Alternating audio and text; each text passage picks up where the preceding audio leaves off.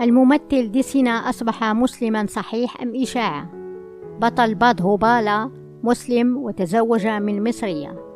حسب آخر الأخبار المؤكدة فقد تم عقد قيران النجم فيفان ديسينا على السيدة نوران علي في مصر، وبذلك الفنان فيفان ديسينا اعتنق الديانة الإسلامية وتزوج من سيدة مصرية مسلمة نوران علي.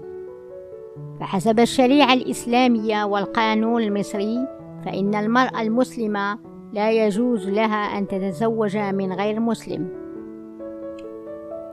والنجم فيفان معروف أنه يعتنق الديانة الهندوسية، لهذا بعد إعلان عن الخبر زواجه فإنه من المؤكد أنه قد أسلم. للمعلومة نوران هي صحفية كان سبق لها قيام معه بحوار قبل سنة، تفاعلت معه لأول مرة لإجراء المقابلة. اعتادت زيارة المجموعات سريف توم لمقابلته حتى تحولت علاقتهم فيما بعد إلى صداقة ثم إلى حب، ويقال أنها أصبحت مديرة أعماله.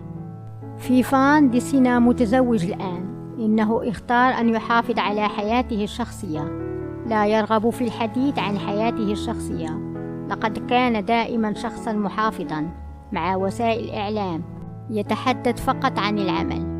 وأضاف مصدر مقرب من الممثل أن الفتاة جلبت المزيد من السلام إلى حياته.